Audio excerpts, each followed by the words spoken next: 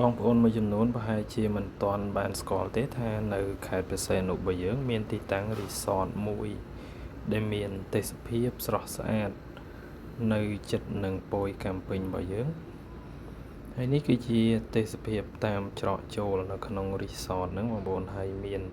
រូបចម្លាក់នាគបាញ់ទឹកយ៉ាងស្រស់ស្អាតនៅជាប់នឹងឆ្នេរហ្នឹងដែរបងប្អូនដែលមកលេងខេត្តព្រះសីហនុ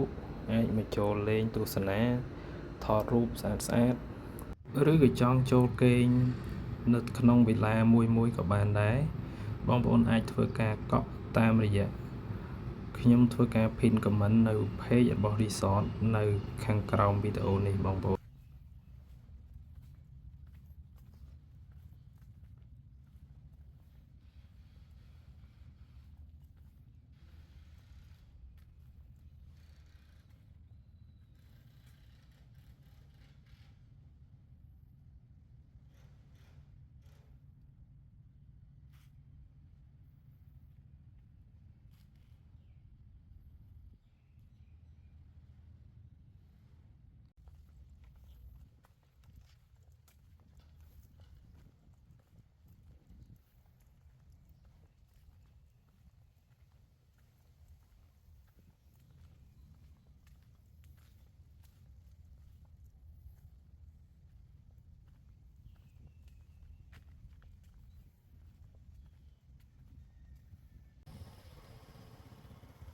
ហើយនេះគឺជាទេសភាព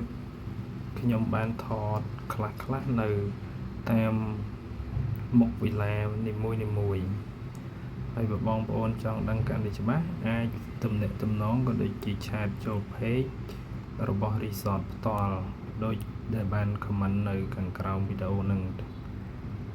ហើយបងប្អូនដែលបានឃើញវីដេអូនេះហើយកុំភ្លេចជួយចុច share ម្នាក់មួយផងក៏ដូចជាជួយ follow page របស់ខ្ញុំម្នាក់មួយផងបាទទីតាំង resort នេះគឺមានទីតាំងស្ថិតនៅខេត្តព្រះសីហនុនៅប៉ោយកាំពេញបងប្អូនយើងចូលតាមច្រក holiday មកគឺយើងមកដល់ហើយទីតាំងហ្នឹង